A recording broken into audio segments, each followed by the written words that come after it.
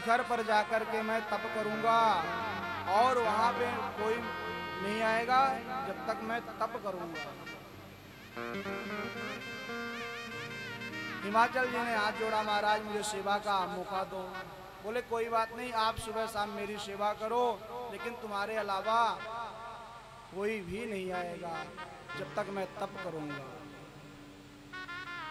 हिमाचल ने कहा कि मेरी पुत्री है, मेरी पुत्री तो आपकी सेवा कर सकती है। बोले नहीं नहीं, पुत्री तो कदापि सेवा के लिए नहीं आएगी। आपकी जो पुत्री है वो कदापि मेरी सेवा के लिए ना आए। माता पार्वती कहती पिताजी आप आज्ञा दो तो थोड़ा सा मैं बात कर लूं इनसे, जो ये कह रहे हैं कि मेरी सेवा में कभी नहीं ये आ ही नहीं सकती हैं।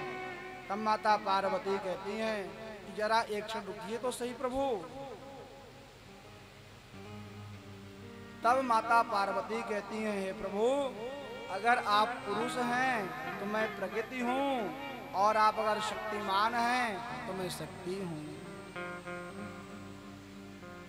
तो भगवान से आज्ञा मांग रही हैं माता पार्वती कि मुझे अपनी सेवा की आज्ञा दो, मुझे अपनी सेवा करने के लिए मुझे आज्ञा प्रदान करो, क्योंकि प्रभु आप मेरे बिना आप अधूरे हो, मेरे बिना आप पूर्ण नहीं हैं हो सकते, इसलिए कृपा करके मुझे नित्य अपनी सेवा करने का अवसर दीजिए।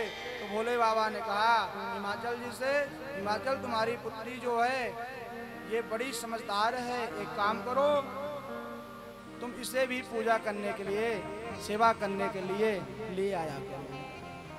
तब माता पार्वती नित्य भगवान शिव की सेवा करने लगी। और एक दिन की बात है, जब भगवान शिव तपस्या कर रहे थे तो भगवान शिव घोर तप कर रहे थे। उसी समय ब्रह्मा जी महाराज ने कामदेव को भेजा। कामदेव भगवान शिव की समाधि को भंग करने के लिए अपने सभी बाणों को छोड़ा। जब कामदेव ने सभी बाणों को छोड़ा तब भगवान शिव के अंदर हर्ष उत्पन्न होने लगा। भगवान शिव ने देखा, विचार किया ये क्या हो रहा है, अरे आखिर ये मेरे मन में इतना हर्ष क्यों हो रहा है। जब विचार करके भगवान शंकर ने देखा तो कामदेव नजर आए। तब शंकर भगवान ने तीसरा नेत्र खोला और भगवान शिव तीसरे नेत्र से जो कामदेव को देखा तो कामदेव जल करके भस्म हो गए। बोल शंकर भगवान की जय। भगवान शिव ने कामदेव को भस्म कर दिया। अब नारद जी महाराज ब्रह्मा जी महाराज से प्रश्न करते हैं, महाराज ये ताड़कासुर कौन था। तब ब्रह्मा जी महाराज ताड़कासुर की कथा सुनाई। ब्रह्मा जी महाराज कहते हैं कश्यप जी की अनेक पत्नियों में से एक थी जिसका नाम था दिति। दिति के सबसे पहले पुत्र हुए हिरण्याक्ष और हिरण्यकशिपु। ध्यान पूर्वक सुनेंगे। आप लोगों को पीछे वालों को आवाज आ रही है, समझ आ रहा है ना, पता चला आवाज ही ना पहुंच रही हो वहां तक। समझ ना आए आप लोग बोल दो आकर के। तो नारद जी महाराज ने पूछा ब्रह्मा जी महाराज से कि ताड़कासुर कौन था, मुझे ताड़कासुर की कथा सुनाओ, ताड़कासुर कौन था। तब भगवान ब्रह्मा जी महाराज नारद जी महाराज को ताड़कासुर की कथा सुनाई। भगवान ब्रह्मा जी महाराज कहते हैं कि कश्यप जी की अनेक पत्नियां थी, उसी में से एक का नाम था दिति, जिनके सबसे पहले पुत्र हुए हिरण्याक्ष और हिरण्यकशिपु। और हिरण्याक्ष का और हिरण्यकशिपु का भगवान ने उद्धार किया। हिरण्याक्ष का भगवान ने 12 अवतार धारण किया था, तब उद्धार किया था। हिरण्याक्ष नाम का जो राक्षस था पृथ्वी को ही धरातल में ले गया था, रसातल में ले गया था। जब मनु शतरूपा ने भगवान ब्रह्मा से निवेदन किया कि प्रभु सृष्टि कैसे करूं, ये तो पृथ्वी को ही एक राक्षस रसातल में लेके चला गया। तो ब्रह्मा जी महाराज ने भगवान नारायण का ध्यान किया।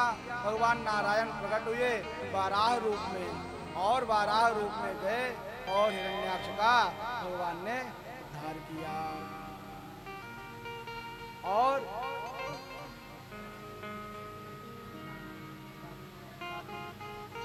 और हिरण्यकशिपु का उद्धार भगवान ने नरसिंह अवतार धारण करके, नरसिंह अवतार धारण किया।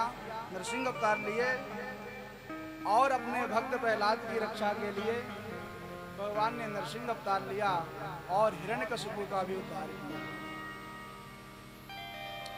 उसके बाद पुनः माता देवी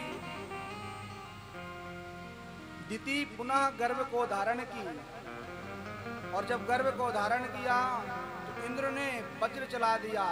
उसके वज्र के प्रभाव से, इंद्र के वज्र के प्रभाव से दिति का गर्भ 49 भागों में परिणित हो गया, 49 टुकड़े हो गए दिति के गर्भ से।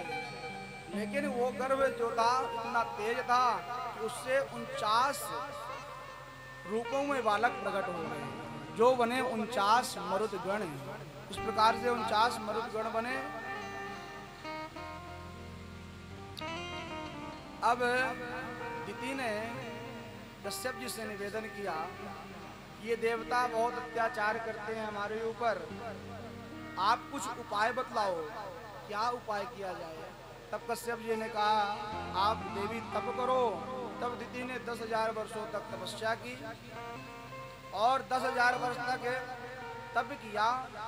तो तप का प्रभाव ये हुआ कि एक दिन दिति के सुंदर एक पुत्र हुआ जिसका नाम हुआ वज्रांग, और वज्रांग का विवाह हुआ वरांगी से, और जिसका पुत्र हुआ ताड़कासुर। क्योंकि नारद जी महाराज ने प्रश्न किया कि ताड़कासुर कौन था, ताड़कासुर कौन था, मुझे विस्तार से इसकी कथा सुनाओ। तो ब्रह्मा जी महाराज बतला रहे हैं कि वज्रांग का पुत्र हुआ ताड़कासुर, उसकी मां का नाम हुआ वरांगी। ताड़कासुर ने घोर तप किया, तपस्या की। ब्रह्मा जी महाराज प्रसन्न हुए। ब्रह्मा जी महाराज कहते हैं, वरम ब्रूयात, वत्स वरदान मांगो, क्या वरदान चाहिए। ताड़कासुर कहता है कि प्रभु मुझे वरदान दो कि मुझे शिव पुत्र के अलावा मेरी कोई, किसी के हाथ से मेरी मृत्यु ना हो, केवल और केवल शिव के जो पुत्र हैं, शिव के जो पुत्र हों उसी से हमारी मृत्यु हो। ब्रह्मा जी महाराज ने ताड़कासुर को वरदान दे दिया। अब जब वरदान दिया, जब वरदान प्राप्त कर लिया ताड़कासुर, तो तीनों लोकों का आधिपत्य, तीनों लोकों का राजा बन गया। अब देवता बेचारे इधर उधर भटक रहे हैं, क्या किया जाए। सभी देवी देवता ब्रह्मा जी महाराज के पास जाते हैं। ब्रह्मा जी महाराज सभी देवी देवताओं को साथ में लेकर के भगवान शिव के पास जाते हैं। इधर भगवती माता पार्वती कठोर तप किया। माता पार्वती ने क्या किया, कठोर तप में सूखे पत्ते खाना भी छोड़ दिया। माता ने इतना तप किया कि पत्तों को खाना भी छोड़ दिया। इसलिए एक पार्वती माता का नाम पड़ गया अपर्णा। अब इधर भगवान श्री राम शिव जी को, भगवान शिव को समझा रहे हैं कि आप विवाह करो। सारे देवी देवता भगवान शिव से विवाह करने के लिए प्रार्थना करते हैं और भगवान शिव विवाह के लिए तैयार हो जाते हैं। बोल भक्त वत्सल भगवान की जय हो। जब देवताओं ने प्रार्थना करी तो देवताओं की प्रार्थना से भगवान शिव प्रसन्न हुए और भगवान शिव विवाह के लिए तैयार हो जाते हैं। भगवान शिव ने सप्तऋषियों को भेजा माता की परीक्षा लेने के लिए। सप्तऋषि आए और माता पार्वती की परीक्षा ली। सप्तऋषि कहते हैं, देवी आप ये क्या कर रहे हो? माता पार्वती कहती हैं कि हे ऋषियों, मैं तप कर रही हूँ। ऋषियों ने पूछा, आप ये तप किस लिए कर रही हो? माता पार्वती कहती हैं, अरे ऋषियों, आप मेरी बात को सुनकर के आपको हंसी आएगी, मेरी जड़ता को सुनकर के आपको हंसी आएगी कि मैं भगवान शिव से विवाह करने के लिए तप कर रही हूँ, भगवान शिव को प्राप्त करने के लिए तप कर रही हूँ। सप्तऋषि जोर से, सातों जो सप्तऋषि थे एक स्वर में हंसने लगे। सप्तऋषि कहते हैं, अरे भगवान शिव को आप कैसे प्राप्त करोगे?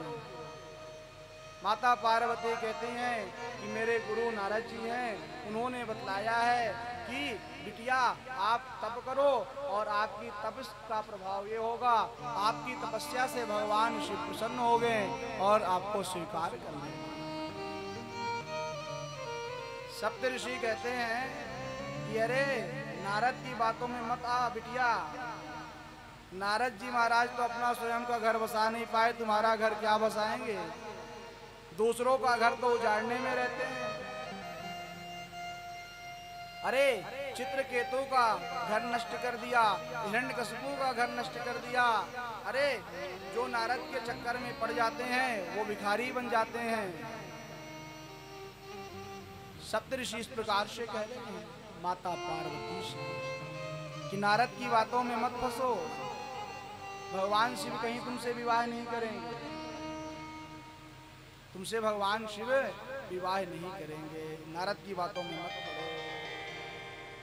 अगर आप कहो तो आपकी चर्चा क्या लक्ष्मी नारायण से कर दूं? अगर आप कहिए तो लक्ष्मी नारायण से मैं आपकी चर्चा कर दूं क्या? माता पार्वती कहती हैं, नहीं नहीं, हमने तो अपना सारा जीवन और अपने आप को भगवान शिव को समर्पित कर दिया है। बरहु शंभु नता रहूं कुमारी, मैं भगवान शिव के अलावा किसी से विवाह नहीं कर सकती हूँ, चाहे मेरा प्रण है